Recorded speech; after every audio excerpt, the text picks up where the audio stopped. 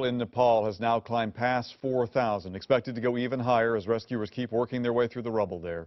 WYFF News 4's Mandy Gaither live and local at Clemson University Social Media Listening Center tonight. Mandy, people are being heard. Well, right now, the top words that we're seeing in social media posts are things like earthquake, Nepal, but we're also seeing things like children, death, thousands. And with me now is Clemson student Roshani Silwal.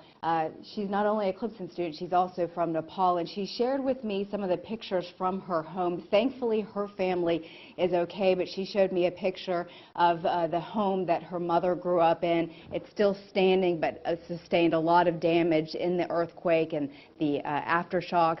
She also showed me a picture of her family outside in a makeshift tent, just trying to keep in an open space so that they can stay safe.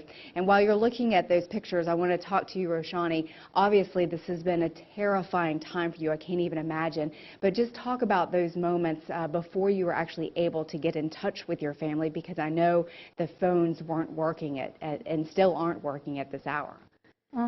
So the first time I found out was when I woke up that morning, and there were so many text messages from my friends over here, and they told me to talk to the family, find out if they are safe and all. So I tried contacting my family, and for a few minutes I couldn't because the network was really bad and I couldn't connect to them.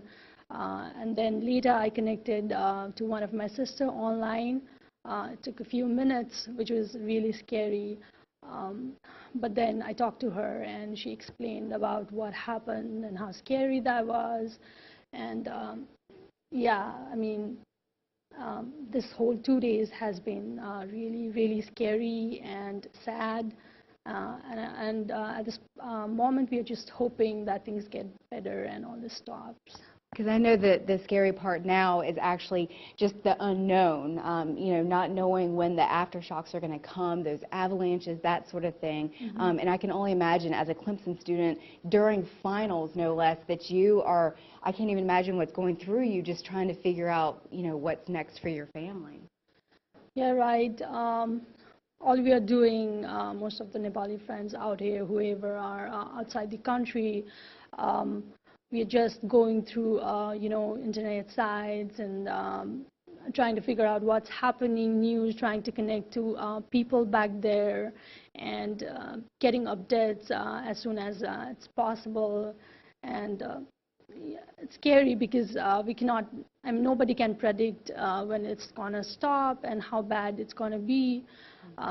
So yes. It's just a very scary time. Well, thank you so much for sharing your story and those pictures. Mandy Gaither, WYFF News 4, live at Clemson University.